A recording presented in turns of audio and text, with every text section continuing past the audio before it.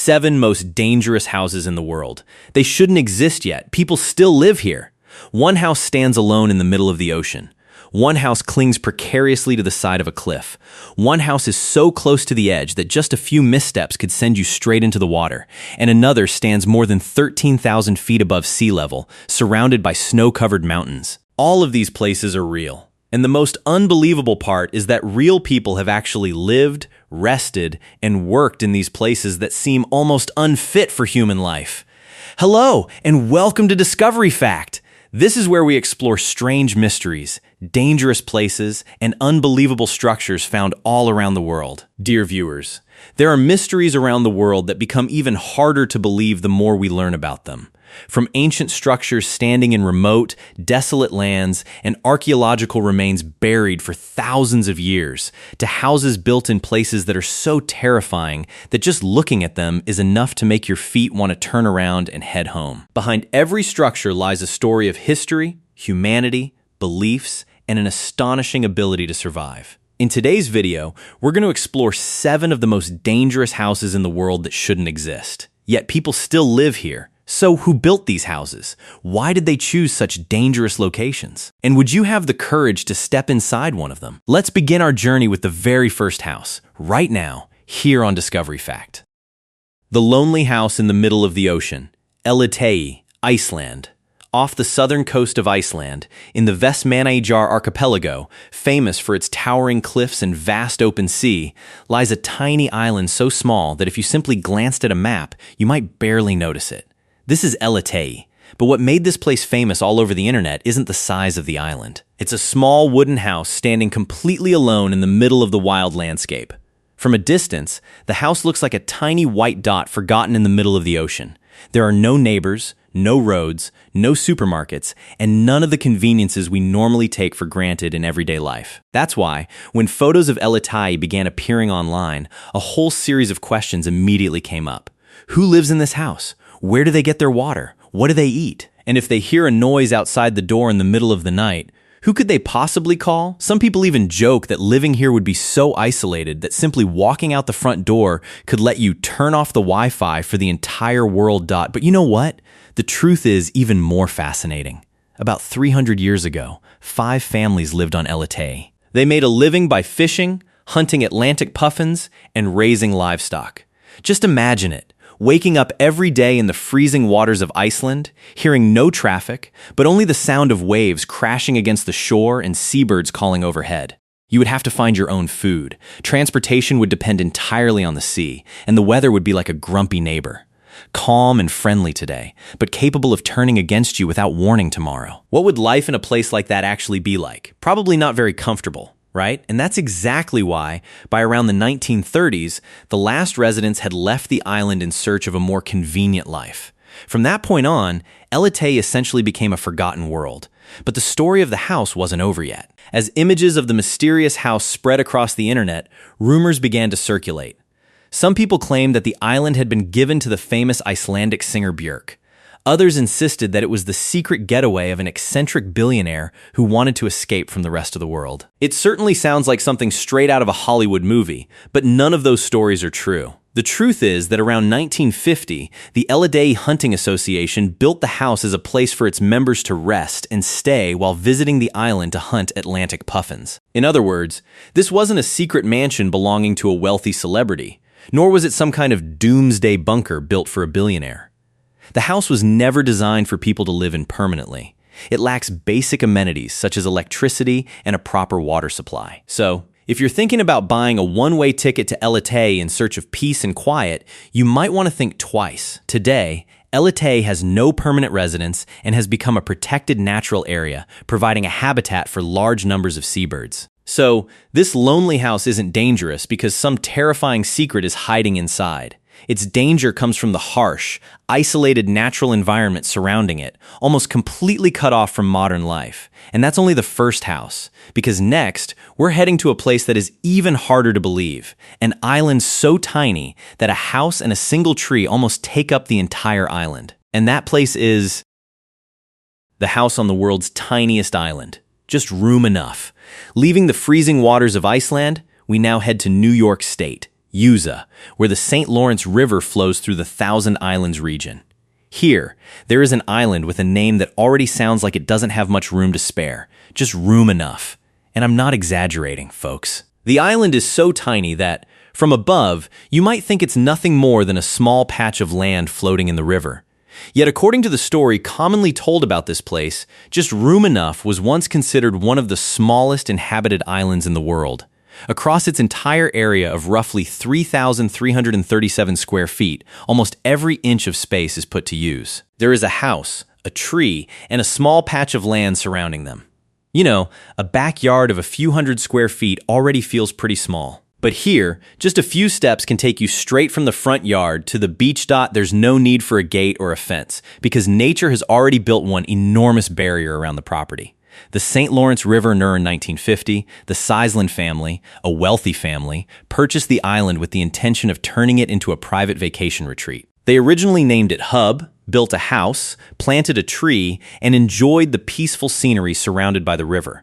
Sounds romantic, right? But there was one problem. The island was incredibly small. According to the commonly used criteria for identifying an island in the Thousand Islands region, a piece of land must remain above water year-round and have at least one living tree. So when the original tree on the island died, the Iceland family had to plant another one. To put it humorously, in other places, people plant trees to make their yards look beautiful. But at just room enough, the tree is practically a staff member, proving that the island still meets the requirements to exist. The irony, however, is that the Iceland family wanted a truly private place to spend their weekends. In the end, their little house became a tourist attraction. A Washington Post article once illustrated just how tiny this place is with a very easy-to-understand warning. If you visit, you need to be extremely careful, because one wrong step could leave you swimming in the middle of the river. Today, the property has also been improved with a small beach covered in white sand and a few chairs where the owners can relax, sunbathe, and enjoy the view. But try putting yourself in the shoes of someone who actually lives in this house. A heavy rainstorm, rising water, strong winds, or simply one careless step could turn a peaceful vacation into an unexpected river swim. If you were in their shoes, would you dare spend your vacation in a place like this? But we're only getting started. If you already think living surrounded by water is dangerous enough, just wait until you see the next house. Because we're leaving this tiny island behind and heading to a house built right in the middle of a river, where whenever a flood arrives, the entire house could be carried away by nature. Yet real people still actually live there. And that place is Riverhouse, the house perched on a rock in the middle of a river. From tiny islands, we continue our journey to Serbia, home to one of the strangest houses ever built by humans. Riverhouse, a house precariously perched on a large rock in the middle of a river. If you looked at a photo, you might think, the owner must really like peace and quiet. Well, you wouldn't be wrong. It really is incredibly quiet. But this kind of quiet might be taking things a little too far, folks, because surrounding the house on all four sides isn't a yard, a street, or even a neighbor. It's a powerful, rushing river. The story began in 1968, when a group of young people regularly spent time by the river. While they were there, they discovered a large rock sticking out of the middle of the water. Instead of simply enjoying the view and going home like normal people, the group came up with a very different idea. Why not just build a house on that rock? And so, a project that sounded more like a joke than a real construction plan was put into motion. But building a house in the middle of a river isn't as simple as calling some workers, putting up scaffolding, and receiving the keys a few months later. Construction materials had to be transported by boats and motorboats. Larger materials were assembled farther upstream and then carried downstream with the flow of the river. You could say that every piece of material placed into the house was the result of a tremendous amount of hard work. And after overcoming countless difficulties, Riverhouse was finally completed. But nature doesn't always cooperate with human plans. Throughout its more than half-century of existence, the house has been destroyed by floods and severe storms several times. Rising water, powerful currents, and extreme weather repeatedly made it impossible for the structure to withstand the forces of nature. But what is truly astonishing is that every time the house was destroyed, a new one was built again in exactly the same location. If nature said, "I'm going to destroy it," humans simply answered, Fine, I'll build it again. And so, Riverhouse gradually became an interesting symbol of the region and a popular attraction in Serbia. Visitors come here not only to take photos, but also to see with their own eyes a real house sitting in the middle of a river. Its architecture isn't particularly elaborate. In fact, it's quite simple, but what makes it special is the story behind it. Perhaps for the people who helped build the house, this place also holds countless memories. It is said that the owner is very hospitable, and people who arrive by boat may sometimes be invited inside to take a break. Just imagine the scene. A group of friends paddling down the river, pulling up alongside the house, carrying some snacks and a few bottles of beer, and then sitting together while watching the water flow past. Sounds pretty chill, right? But the moment dark clouds roll in, everything could change completely. Because this isn't a house with a yard where you can run inside for shelter from the rain. This is a house where the river itself is literally right beneath your feet. If I called this one of the most dangerous houses in the world, I wouldn't exactly be exaggerating, would I? But if you think Riverhouse still doesn't offer enough height to make you nervous, then come with me to the next house, because this one will take us all the way up to 13,133 feet in the Swiss Alps, a place where even one small mistake could come with a very high price. And that place is Solvay Hut, the house at 13,133 feet, where only the brave dare to go. We are now in Switzerland, on the famous Matterhorn in the Zermatt region of Valais. And at an elevation that most ordinary people only ever hear about in adventure movies, there is a small wooden shelter known as Solvay Hut. It sits more than 13,000 feet above sea level. This is definitely not the kind of house where you can drive up on the weekend, sit down, and enjoy a cup of coffee. There is no waking up in the morning, opening the door, and casually heading down into town to buy some bread. Solvay Hut was built as an emergency shelter for climbers attempting to conquer the Matterhorn. It sits about 2,438 feet higher than Hernley Hut and roughly 1,558 feet below the summit of the Matterhorn. Put simply, it's like a rescue station in the sky for climbers who have ventured far beyond the safety of the world below. If the weather suddenly turns dangerous, a climber gets into trouble, or becomes exhausted, this tiny shelter can become an incredibly important place to rest and seek protection. But its very location is also what makes Solvay Hut one of the most dangerous shelters in the world. The hut was originally built in 1915. The initial construction materials were transported to Hernley Hut using animal power. From there, a temporary cable system was used to move the materials up to an elevation of more than 13,000 feet. Think about it. Down on the plains, building a house is already enough of a headache. But at this altitude, where the air is thin, temperatures are extreme, and the terrain is nearly vertical, doesn't transporting every single piece of material up the mountain sound like playing a puzzle game on hell mode? And yet, incredibly, the original structure took only 5 days to complete. In 1966, Solvay Hut was rebuilt, and in 1976, an emergency telephone was installed, allowing people in danger to contact the outside world. The hut was named after Ernest Solvay, a Belgian businessman, explorer, and mountaineer who helped finance its construction. But don't let its small and almost charming appearance fool you. At an elevation of more than 13,000 feet, the weather can change incredibly quickly. Strong winds, ice, snow, freezing temperatures, and treacherous terrain make the journey to the hut dangerous enough on its own. And if a climber has to seek shelter there during an emergency, it usually means they are already facing a serious problem. That's why Solvay Hut isn't really a mountain house in the ordinary sense. It's more like a wooden life raft, floating in the middle of an ocean of snow and rock. And after hearing that, you probably understand why I included this place on the list of the most dangerous houses in the world, right? And if this house makes you wonder, where else could humans possibly build a house? Well, I can confidently tell you that the answer may lie in Elliðaey's Dolomites, where we're about to encounter a more than 100-year-old house built in an almost completely inaccessible location. A place where simply getting there involves trails so brutal that even your legs might want to call in sick. And that place is Buffa de Perrero, the 100-year-old house isolated on an Italian cliff. Imagine standing in the Dolomites of Elliðaey at an elevation of around 9,186 feet. In front of you are towering rock faces. Far below is a seemingly bottomless drop, and the path ahead is almost non-existent. And then, right in the middle of this landscape, a small house suddenly appears. not in a flat valley. Not surrounded by a forest, but clinging to the edge of the mountain, almost blending into the brown and gray rock formations around it. This is Buffa de Perrero, often described as one of the most isolated and lonely houses in the world.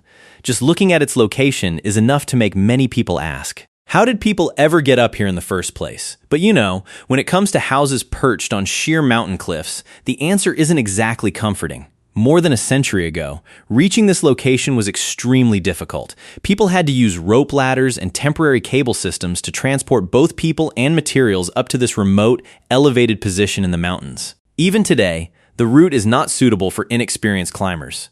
Those who want to reach the area have to tackle the Via Ferrata Ivano di Bona, a climbing route equipped with steel cables, ladders, and metal steps designed to help climbers navigate the treacherous terrain. But let me remind you, having steel cables doesn't mean the route suddenly becomes as safe as walking down the stairs in your house.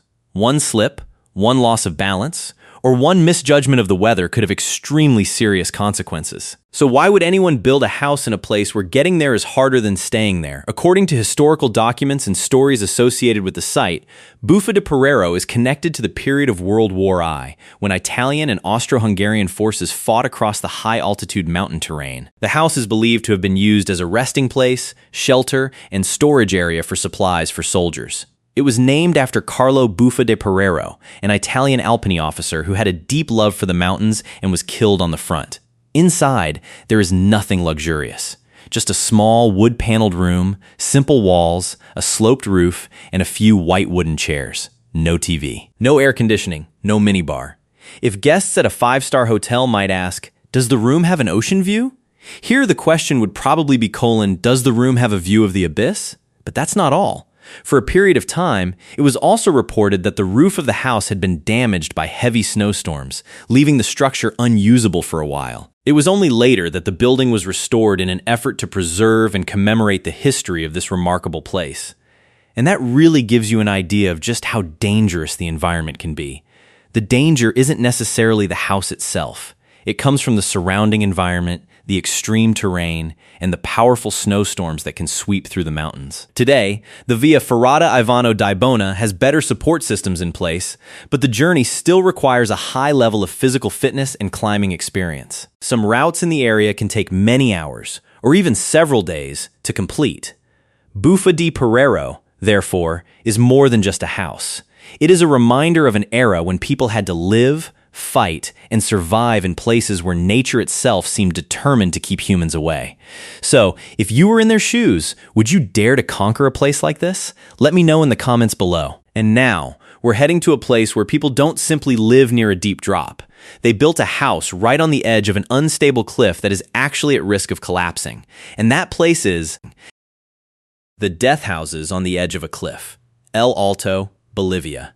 In El Alto, Bolivia, around the Avenida Panoramica and La Seja areas, there are houses that can make first-time viewers almost unable to believe their eyes. They sit right on the edge of a steep cliff, where the risk of landslides is always present. Local residents have even given these homes a frightening nickname. Suicide houses. Just hearing that name tells you this probably isn't the ideal place to throw a housewarming party, right? These houses are built mainly from brick, with corrugated metal roofs, and sit on extremely unstable terrain. During periods of heavy rain, water can seep into and flow through the soil, increasing the risk of erosion and landslides. And here's the problem. The residents still don't want to leave. For many people living here, this isn't just a house. It's also where they work and make a living every day. Some of the people who live or work in the area are indigenous Andean spiritual practitioners known as Elliðaey. There are also small business owners who don't want to abandon the places where they make their living. Even local authorities have warned about the risk of landslides and urged residents to evacuate. According to Gabriel Pari, a city official responsible for water, sanitation, environmental affairs, and risk management, the cliff slope can be almost completely vertical, around 90 degrees. That's why authorities want people to leave the dangerous area. But for those who have been connected to this place for many years, leaving isn't as simple as packing a suitcase and locking the door. One resident once expressed that they didn't want to leave because this was their home and also their workplace. They have even tried to control rainwater in an effort to reduce erosion. Meanwhile, some Yatiri believe they can perform rituals and offer gifts to Pachamama, the Mother Earth figure revered in the beliefs of many indigenous Andean communities. They believe these offerings express gratitude and ask for the land to remain stable. This is a cultural belief very different from the approach taken by engineers and government authorities. One side looks at the land through the lens of faith and tradition. The other looks at the slope, rainfall, geological structure, and risk of landslides. But no matter how you look at it, one thing cannot be denied. Standing on an eroding cliff always carries serious risks. Heavy rainfall and environmental changes are believed to have made the situation even more concerning. And yet, people continue to stay. Perhaps this is the most thought-provoking thing about dangerous homes. Sometimes people don't stay because they are unaware of the danger, but because their lives, livelihoods, memories, and beliefs make it difficult to leave the place they call home. When you look at these houses, what do you feel? As for me, I see 3 giant words flashing right in front of my eyes. Too dangerous. I'm pretty sure I would leave if I had to live in a place this dangerous. But what about you? Would you choose to leave or stay? Let everyone know what you think in the comments below. Katskhi Pillar, the house on the 9th cloud in the heart of Europe. In the Elliðaey region of west-central Georgia, surrounded by the lush forests, hills, and cliffs of the Caucasus, stands a towering rock formation rising about 131 feet into the air. If you placed it next to a modern building, it would be roughly the equivalent of a 10-story building. But what makes Katskhi Pillar famous isn't simply its height. What makes it truly remarkable is what sits on top. At the summit of this massive rock pillar stands a small church. Now try to picture this scene. Forests below, sky above, and between the two, a tiny church perched precariously on an almost vertical column of rock. It's the kind of architecture that makes people look at a photo and immediately ask, wait, how did people climb up there back then? Katskhi Pillar is located about 137 miles from the capital city of Tbilisi and is considered one of Georgia's most unique religious sites. According to historical research, the site is connected to the stylite tradition, a form of religious practice in which monks chose to live in isolation on top of pillars or elevated places to distance themselves from the temptations of worldly life.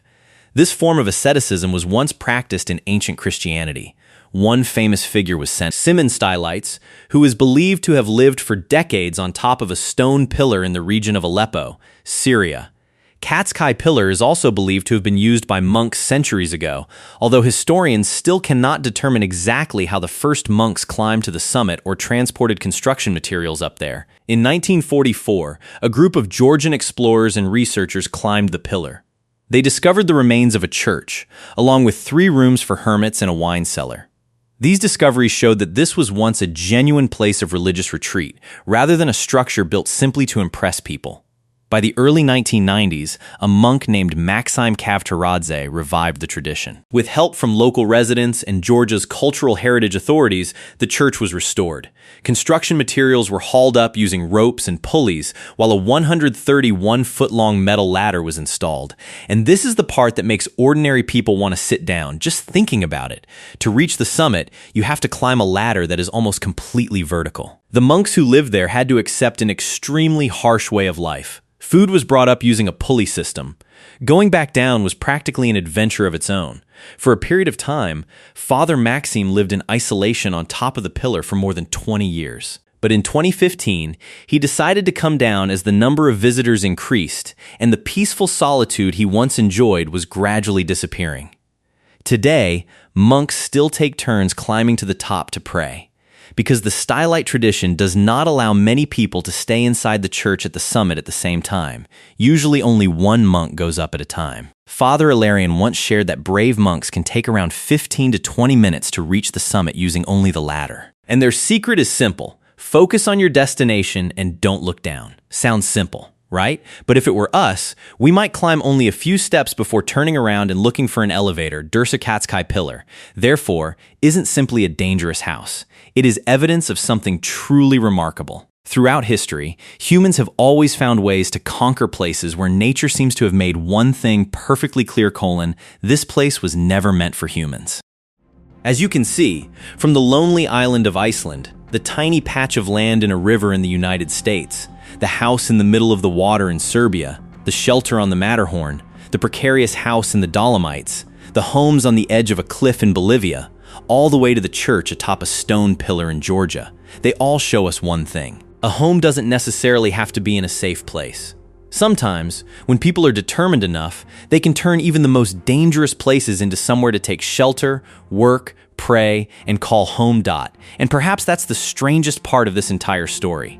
Nature creates the limits, but humans are always looking for ways to cross them. Now, among all the houses we've explored today, which one do you think is the most dangerous? Let me know in the comments below, and don't forget to subscribe to the channel and turn on notifications so you won't miss any of the incredible discoveries from Discovery Fact. For now, goodbye, and I'll see you in the next adventure.